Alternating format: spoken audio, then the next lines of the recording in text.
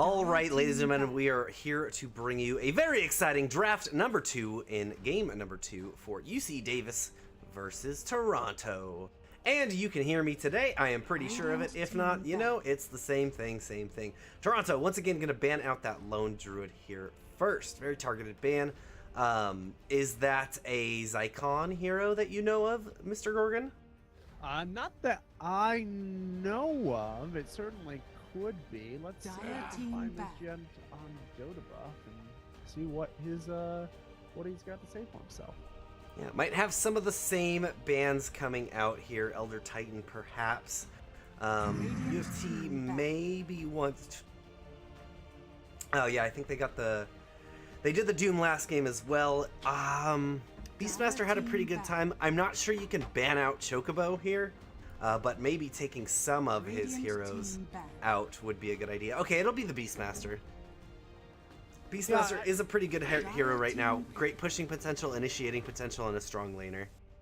I think you probably target Lucky instead of Chocobo if you're going to target somebody in that duo, because Chocobo is going to be able to play a wide variety of heroes, and they're also going to be high impact because he's playing them, not because of what they are.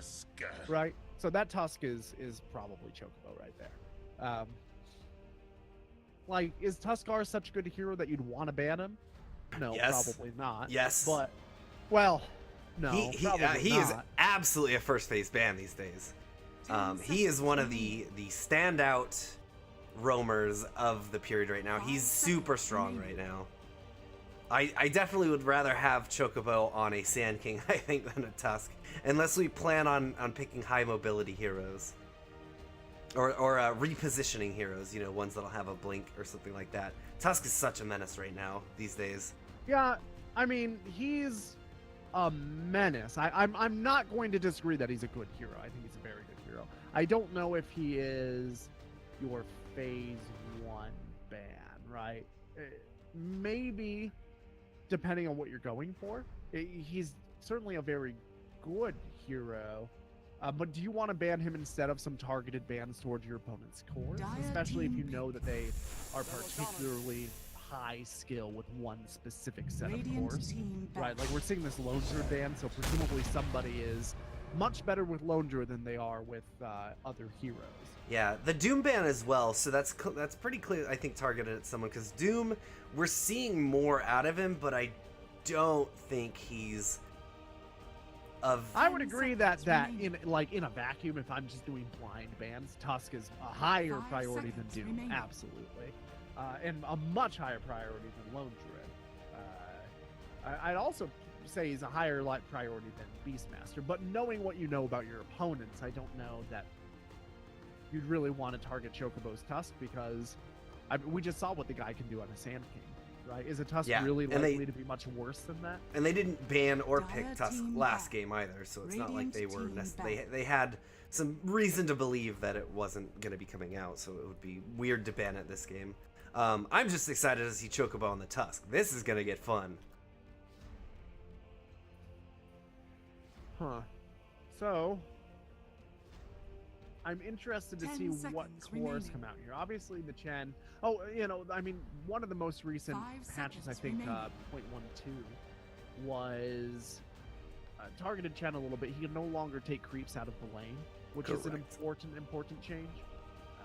You know, the lane equilibrium control that Chen had been able to provide before gave you a lot of pocket strategies for saving lanes, so you'd be able to put Chen as a roamer or in the jungle or something, have him come out at like 2 or 3 minutes, and even if your carry had been punished really heavily for not having enough support, by just pulling a couple of creeps out of a couple of consecutive waves, once the Chen has some levels, you'd be able to get that equilibrium back toward the tower and give your carry some catch-up time. Yeah, can't do that anymore. That was kind of the gimmick that really brought him back, or at least was consistently deployed in high levels of play. That he's used as the, yeah, exactly as you said, the equilibrium resetter. Viper gonna be banned out. I'm glad that hero's banned, if only because he's kind of boring to watch. There's just not that much to that hero. I don't think that he's boring to play like a lot of people do, but from top down, just looking at him, there's not usually a ton of super high skill Viper plays. 5 seconds remaining. Yeah, the changes to Nether Toxin I like because it can provide that, but it is very few and far between that you see a big pivotal moment where Nether Toxin well placed was the thing that changed the tide of a fight. Yeah, I agree entirely. And even if it does, it's like one button clicked on one space and it just sat there. It's not like Yeah, the Dragon Knight didn't move out of the goo, and therefore he got blown up.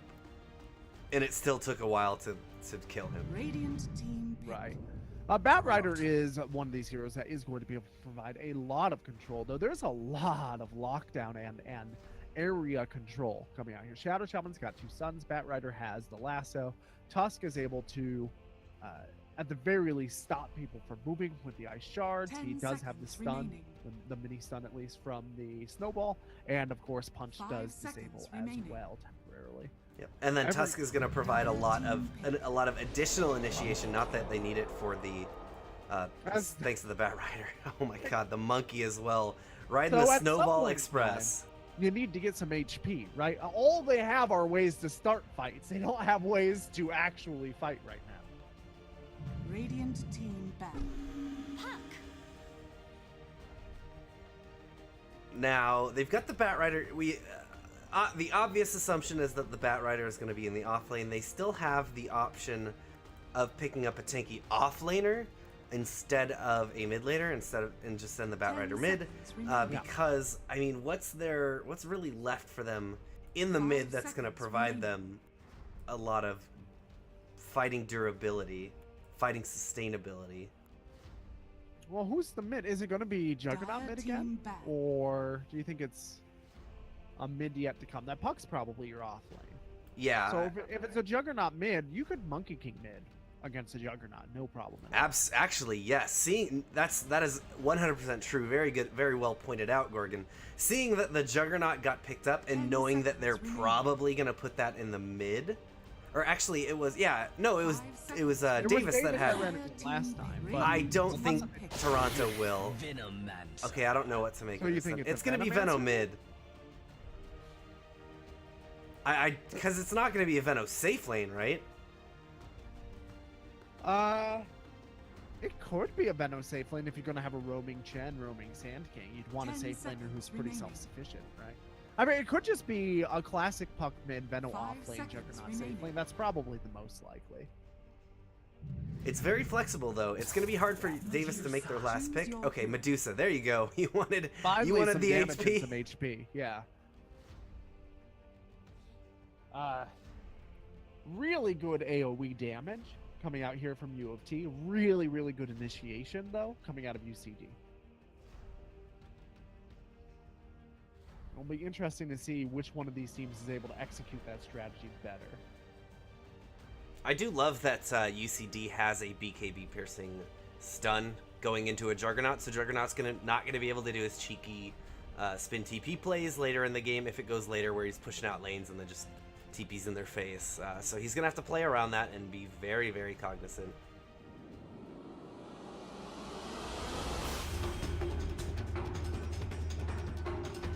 All right. Well, as we get into this, we didn't do this on the first game, but I just want to make sure that we're going ahead and giving our shout out to our sponsors, of course. Thanking Twitch especially for partnering up with us yet again this year and making sure that the CSL is a league that exists. Prepare for from battle.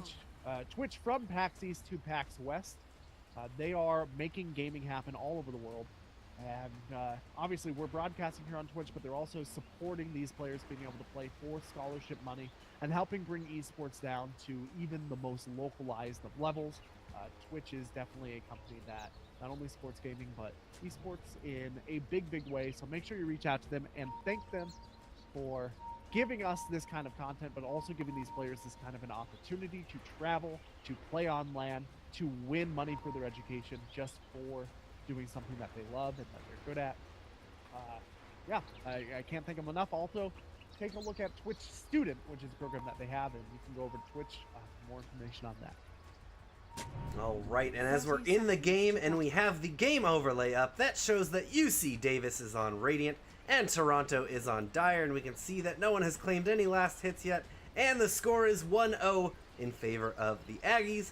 I will turn it over to Gorgon to introduce us to Aggies, who are on the Radiant this time. All right, Radiant Aggies here in the offlane. We've got the veteran Lucky 57 on Sun Wukong. We've got the Shadow Shaman Biology. Here in the mid lane, it is going to be LeBron James slithered around on that Medusa, and Zycon is burning up on the Bat Rider.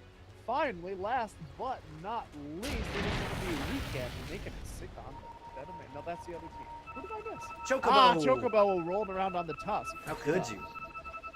After we talked about him so long. Both him and the pick. Meanwhile, on the Toronto side, 1337 will be bringing up the offlane on his puck.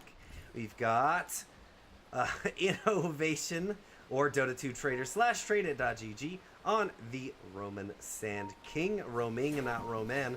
AO.gg is going to be on the Juggernaut. God's Gift to Women will be on the Chen. And finally, Venomancer will be in the mid on with Weekend. And there's going to be an initiation on the top onto Lucky 57. Chocobo trying to stop him out with a shards, but they will get the first blood onto that Sun Wukong. And Chocobo taking quite a lot of damage. In the meantime, he does have a salve available and could go back into this fight if he wants, but it looks like Dota 2 Trader will be making it out of the lane. I'm always very hesitant to see an aggressive tri-lane without any heal. Right? If this tri-lane doesn't get off to a good start, you're not going to be able to sustain it, and your offense is going to be low on levels. It hasn't gotten to a good start so far, and starting probably level 2, the Dire side are going to have heals for the entire team all day long with that healing ward from the Juggernaut. So they need to make something happen with the snowball as soon as they hit level 2. Yeah, Chocobo, his last shards they might have been able to go on Chen. Unfortunately, they landed a little too far back, left just the perfect opening right there, and he walked straight away. There's a spin. Doesn't want to go quite that deep.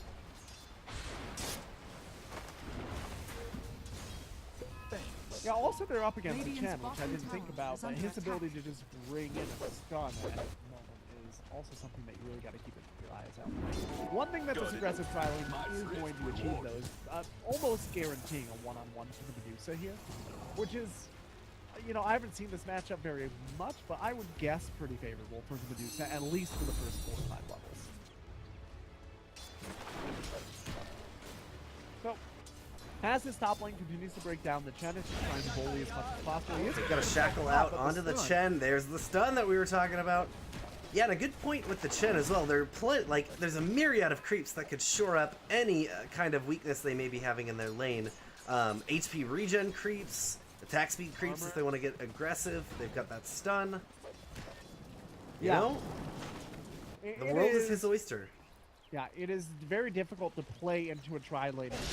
Oh, here we go. Burrow Strike. Yes, he's going to catch Shadow Shaman. Is taking so much damage. Now Chocobo's trying to run away. He used his snowball to stop the aggression, but he goes down as well. Lucky will get a kill onto Biology, but this tri-lane, this is not the way they need this to go. Yeah. At least the other lanes are going pretty well for them. As long as they trade moderately even here and keep the Juggernaut from getting too much farm. If their other lanes go well, then they should be able to roll in with Medusa in the mid game. Unfortunately, I don't know that something's really ever going to be that useful once they get off to... They're going onto the Chen right now, but once again, the Shard's just not in a place to keep the Chen in the fight too long. AO, Lucky's going to be able to fight up into him. They get another Burrow Strike onto Shadow Shaman. Now, AO is down pretty deep, but the rest of Toronto are here.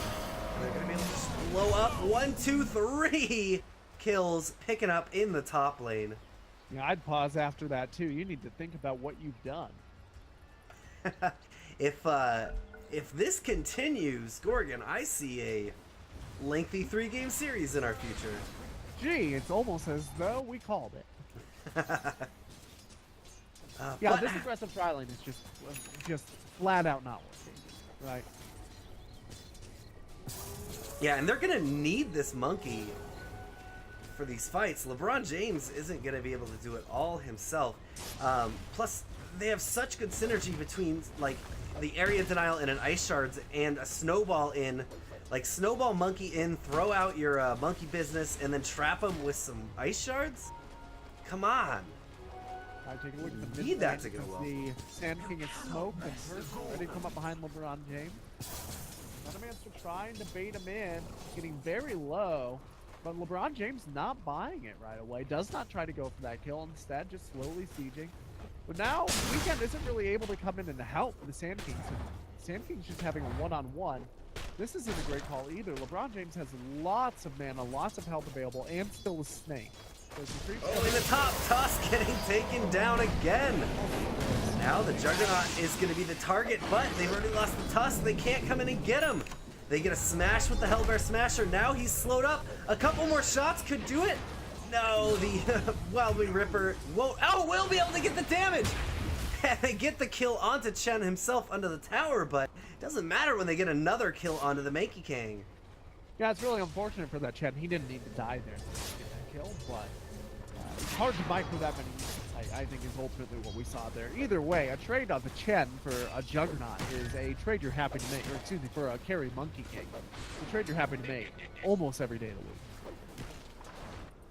Now, LeBron James getting pressured again in the mid. Sand King's just hanging around here. They got their kills. Ooh, they're going to be able to get the Venomous Gale out. And now, LeBron just TP's out. All the mana gone, but back to base. She'll be back to lane soon. If this continues, this could get Venomancer in a pretty good position. Uh-oh. Lucky. He's going to find God's Gift to Women. God's Gift to Women. There we go. That's the shards that I'm looking for, Chocobo. Chocobo does have himself a snowball, and he's going to bring his buddies in with it. There we go. He falls back to make sure he gets biology, then snowballs in, and that will secure them the kill on the chin. Very smart play from Chocobo. Yeah, and Chocobo is one of those players, even when they're behind, you can rely on him to try and make those sorts of things happen. He is maybe also going to have an opportunity here to come up behind this Juggernaut. With an Ice Shard, Zyklon's going to be found. They get a Dream Coil into him, into a Burrow Strike. Zyklon trying to make his way. He cannot snap this coil. And is he going to make his way away? No. A couple more shots there, and he'll burn down. To a range creep, actually, I think took him down. Yeah, it was. It was very, very, very close. But now they should know that this Juggernaut is alone, and Chocobo is here. Once again, with those Ice Shards, even with the spin, they should be able to get that kill. They just need to be able to close the gap.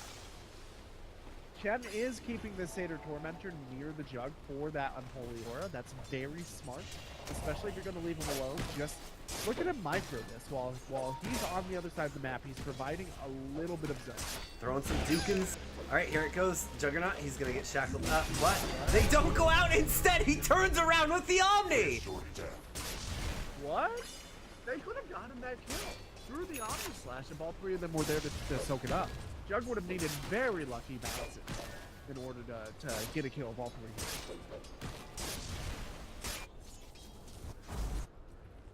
Yeah, that was clearly Davis. poor communication. What? It seemed like they wanted to fight and then didn't. Oh, the shards are going to save Lucky today. Yeah, Chocobo showing Lucky exactly how many times he can make him lucky. It's going to need to be lucky 99 at the end of this game. Meanwhile, on the bottom, Zyklon, he's got Sand King over here, looking to go on him. Up top. Yep, AO, he's going to get caught by the shards. Turn around, Juggernaut in a little bit too deep. He spun up. No way. Yes, Chen, sir. you God. Yeah, that was a very nice play from God's Gift to Women. More like God's Gift to Juggernaut, am I right? Depends on, I guess it could be both. There's no, we don't know for sure. All right, Bat Rider does go down in the bottom. Missed that one as we were talking about that. Puck and Sand King, that's innovation, rotating down there as we expected. Well, this is going pretty good for Toronto. The only slight hiccup they might have is that Medusa's having a pretty good time. Yeah, I mean, part of the strategy of this aggressive trialing is it opens up the mid for them. So Lucky. Oh no, Lucky. He tries to go for the boundless strike to buy him the time to get away, but AO getting the spin off it just in the nick of time is able to not get stunned and get the spin down. Now Batrider comes in. He's got the shackle out onto Chen. No, the shackles. The lasso onto Chen, but the shackles were onto the creep. Now AO is here. He's going to be able to come around. Oh, they're going to just pull him back to base. He doesn't even need it. They're going to get the snowball in, gets the Chen, but they have the safety of the teleport home from Chen. Make sure that Juggernaut's going to escape with his life. Ironically, that teleport home to the Juggernaut cost Chen his life. And probably didn't, but it was the right idea. It will be a death. Sand King, is he gonna get out of here? No, they've got the Boundless Strike, they've got the fire. Now Omni Slash is coming in. It's not gonna do all the damage that they need. They finally run down the Shadow Shaman. Weekend comes in. He's pretty low, but he gets his Poison Nova out. Now Lucky is trying to chase down onto the Juggernaut. The Juggernaut's just running away. Poison Nova ticking away, but they're gonna be just fine. Chocobo will go down to the poison damage. What? Why was that not a deny? I think he didn't get it out in time, or he wasn't the right last tick of damage. He didn't get the exact kill. Puck just gets obliterated. And Chen, last one in this fight. Here comes the Primo Spring. Lucky gonna find the kill onto Chen. So this is good for Davis. They're showing signs of life again, getting a bit out of these fights again. The gold is gonna go heavily their direction. 1,500 gold going over to them, and about 1,000 XP, over 1,000 XP. I mean, this is part of what they were banking on, right? LeBron James has a huge stack. He's just been part of a massive fight. And now we're starting to see that unless this Juggernaut is able to be a throttle controller early in this game, he is not going to be able to keep up with this Medusa. He is not going for the Battle Fury, so he's going straight into the Manta, or at least going to get the Yasha up first. I absolutely agree with that. Yeah, he doesn't have time to go for that in this game. They have a little bit of a lead right now. They need to be able to take fight.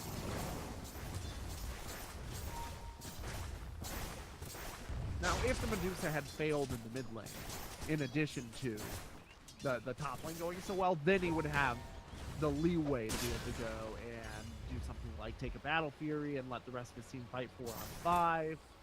But they just are not that far ahead. Alright, they're gonna get a Burrow Strike onto Tusk. 133, the Puck is here. Chocobo's hiding in the trees. Oh, they get the tower. Now they're ready to find him. Chocobo is gonna try and TP out. Do they have him?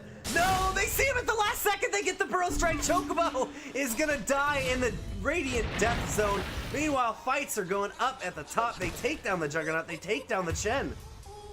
By the way, Chocobo Took forever to die. That Chen, yeah. He did a really nice damage dodge for the Caustic Finale. He dodged it with a snowball at the exact right time. So, And they just kept buying time. Yeah. Davis- wards are down. Yep, wards are down. AO is going to be here trying to clean them up as best they can, but they're not on this tower. Yeah, so he doesn't take damage from those wards, Gorgon. You know, all that magic All that magic damage they do. Attacks. Yeah.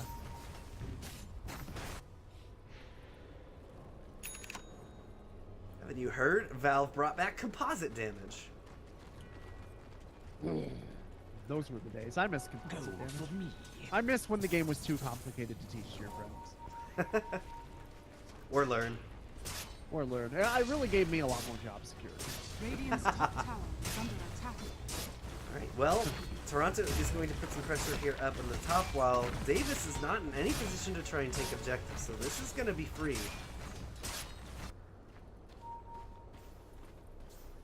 Lucky finds himself a haste rune. They might be going here for a kill. He's going to find Weekend. Radiant's top tower is under Weekend could attack. have some trouble here. Radiant's top tower No, is Lucky falling. just backs up. After eating the Gale, no one with him, backs up. They Toronto, immediately smoke his floor, though. They're going to bait this Medusa out. And look at this. Toronto are falling for 100%. They think she's alone. They're getting ready to come in. finding him back. There they go. She's going to run away. Medusa taking a lot of damage, but they already killed the Sand King in the back. Omni Slash comes in, but a Walrus Punch into the Stone Gaze. Ao's trying to make his way away, but it's just a fierce mass of Davis heroes, making sure he cannot. Wukong's the ultimate is not going to come out. and they get themselves the weekend as well. Here comes the snowball coming in onto the Chen, and 1-3-3-7 of the last one's Wukong's command. Is it gonna be? Yes, a 5-man team wipe for Davis. Set him up and knock him down. As you said, that Medusa bait with the smoke behind them was just too tantalizing for Toronto. Yeah, that fight ended up going that way for a couple of reasons. First of all, that really nice smoke and bait worked really effectively. But the other thing is that there's not any really good initiation for Toronto except that sand game. You don't want to initiate a gank like that with your Dream Coil in case somebody does come out of smoke or something, right? So you need the Sand King in order to prevent that retreat. And the Medusa, what do you do against Medusa with Stone Gaze up? Even 4 of you rotate on her, it's going to take forever to kill her. So that rotation really was very dependent on the Sand King getting there in time to get that stun so that they could get some initial damage before he could get Stone Gaze. The fact that he ended up coming up behind that smoke. Could be in some trouble. Oh, but are they turning it around? Yes, they are. Shadow Shaman taking quite a lot of damage and turning it around onto Chocobo as well. Chocobo, he makes it out of the Dream Coil, but rotations in. Takedown 2 for Toronto, in favor of Toronto. Monkey King sitting here looking for a fight. It looks like he's not TPing out. He doesn't have a TP, that's why. He's just got to sit here. This is a tremendous waste. And now he's been seen. Oh, boy. Yeah, he's going to have to jump down, try and fight Lucky. They do have Bat Rider here. Bat Rider, they're going to come in. He didn't get weakened with the Boundless Strike, but he should have an opportunity to get a couple more shots here. Zycon, here we go. The flames are coming, but Lucky is now going to go down, and they're going to turn around with a Zycon kill as well, losing no one in the process. Davis, come on, buddies. That was a questionable decision to engage. Like, that Monkey King is kind of far behind where he would need to be in order to make that kind of fight work. He got hit by the gale, and he assumed it meant that they knew where he was.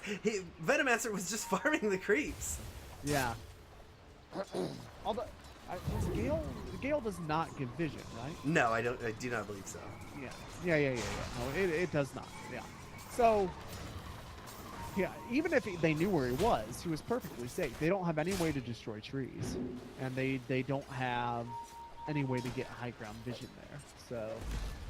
Maybe in the moment he thought they threw the gale because they saw him, not in order to see him, and figured they must have had some way to Well, he was beat up probably on him. forced out of the tree from the gale damage, now that I think about it, right? When he gets damaged, Radiant's middle does tower he... is under attack. I don't believe he does. No, he doesn't get forced out of the tree. I'm just trying to justify that decision. Yeah, I know. We're reaching now. Yeah. No, that was just a weird decision. Yeah, in the moment, he must have just thought that they had vision of him somehow, even though there's no high ground there. They have no high ground vision abilities on the team. Except Orb, which didn't go over him. Yeah, was very, very weird. But either way, they are now getting ready. Another smoke, and they could really make a good fight happen here. Probably in the top or bottom where they could force another engagement around. I just saw Monkey come in here. Yeah.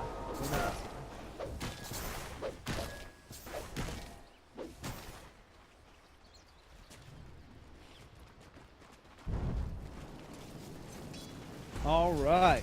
So, taking a look at the way that the mid game is going to break out, do you think that the 2K advantage, is enough for Toronto to really feel confident here? Definitely not. They had built up they had almost a 4K advantage, and then they threw a ton of it away with that series of plays in the bottom.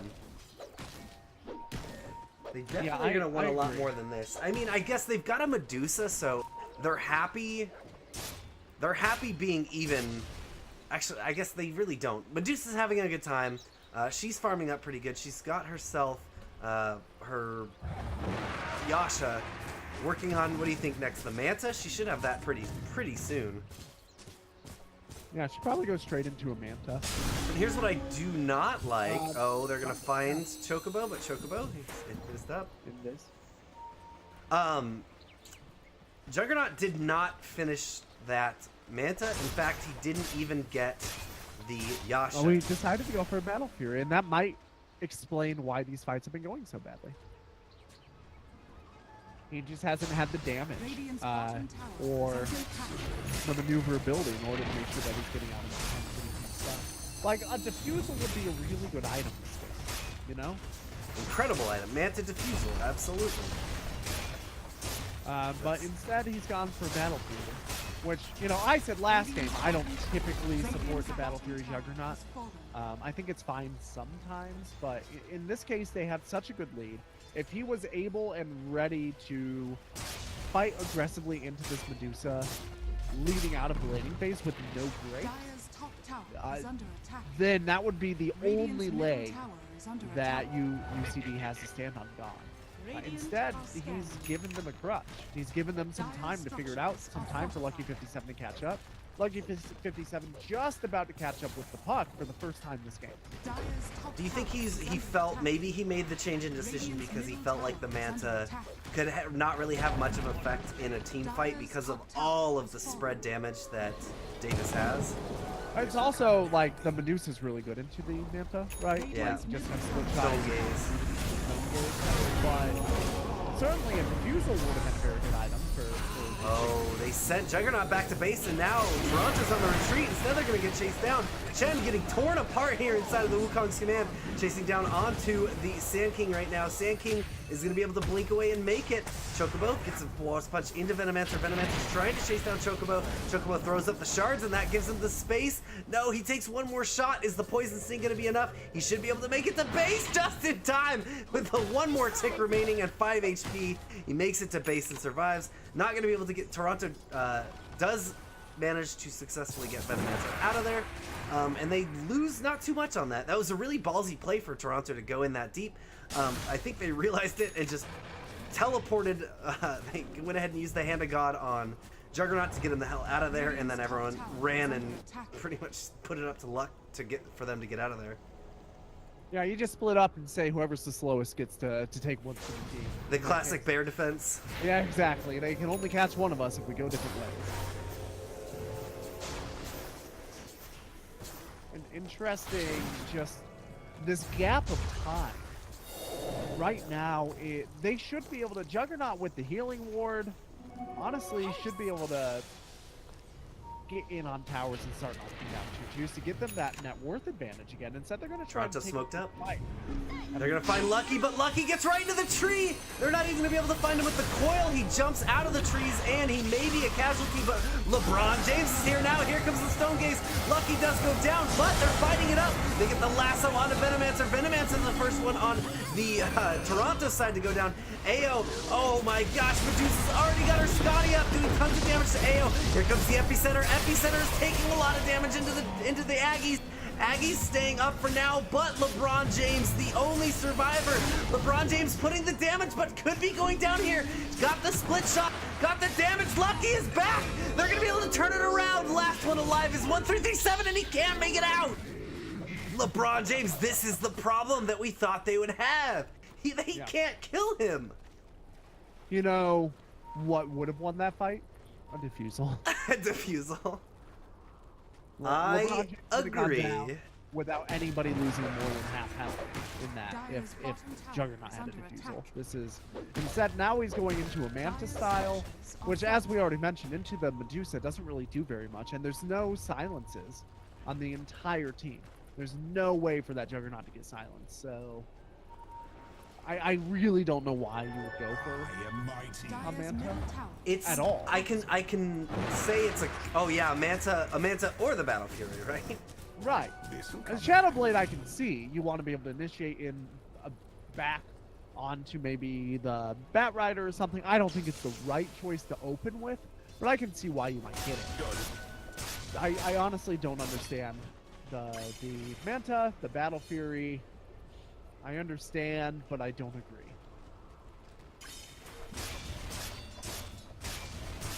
Yeah, and this Medusa off that fight.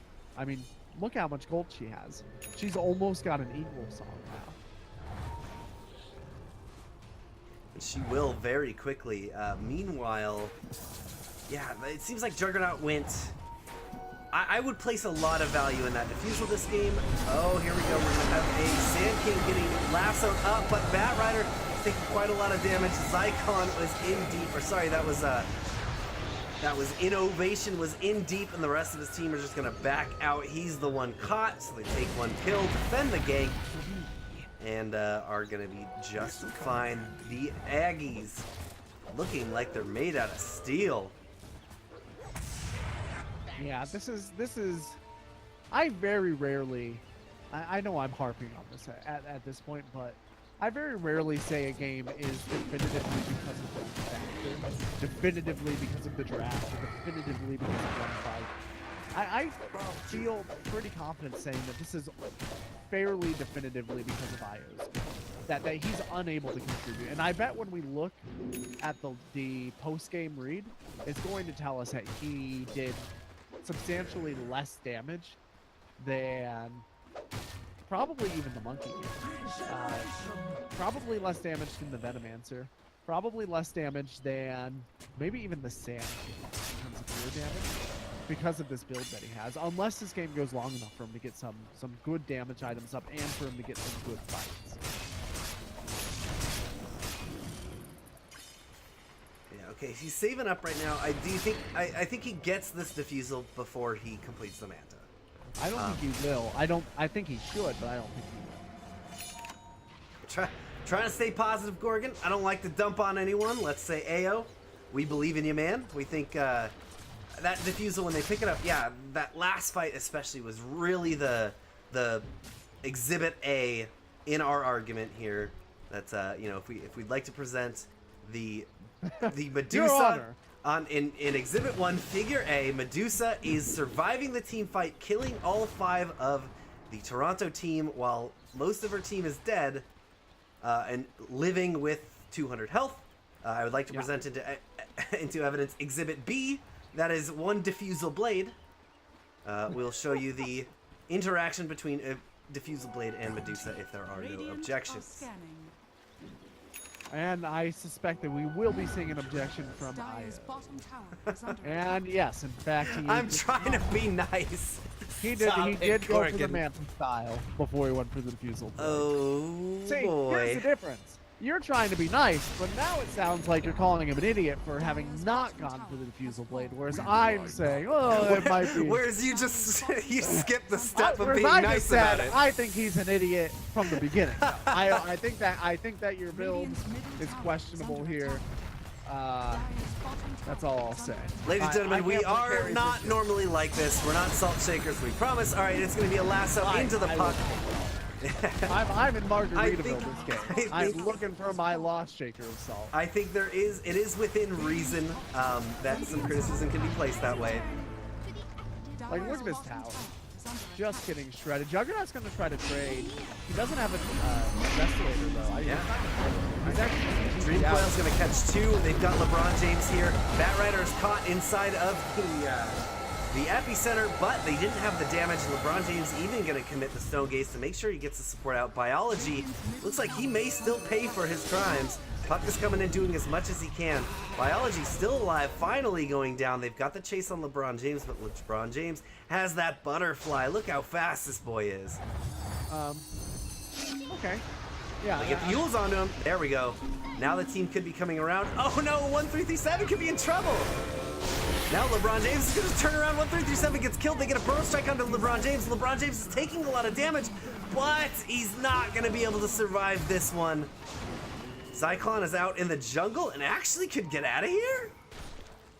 Did they forget about him? No, they're dropping some wards in the jungle, trying to find him. In just a minute, the poison sting is done. There's his blink. He's deeper into the trees, and Zyklon should be safe for now. Yeah, that was a really, actually nice play. A nice return all the way around. They very, very reasonably should have lost their tower there. But they engaged with some confidence. I do like that the Juggernaut on his way back did Blade Fury before he TP'd. I don't know if he had caught vision of the fact that the Monkey King was in the Radiant base or not, or if it was just a precautionary measure, but it did win them that fight because Lucky was in base and ready to throw out the Boundless Strike in order to interrupt the TP. But Juggernaut's game sense there came into play. So, see, it's not all salt. He did something good. We praise him. Did it. Great job. He's not going for Diffusal now. Now he's got to go for Monkey King Bar, because by the time he would have gotten the Diffusal, there's a Butterfly up. I do agree with this. If he's going to wait this long for Diffusal, he probably does need to get the Monkey King Bar first. Because that Butterfly is making it way too hard to damage Medusa at all. And that's a big thing to point out, is he's playing a lot of catch up here now for Medusa's items. Both Medusa's tankiness, a la the Iascati, and then that evasion means that it's another item that he just has to have. Right, and he has a very similar net worth. I don't want to act like he's super behind. He's not, although he probably should be keeping up, since he did go for the Battle Fury. And I will also say, here comes Toronto. They're smoked up. They're ready to crash into Davis. Oh, they're going to go aggressively in, but it's a trap. Here comes Toronto.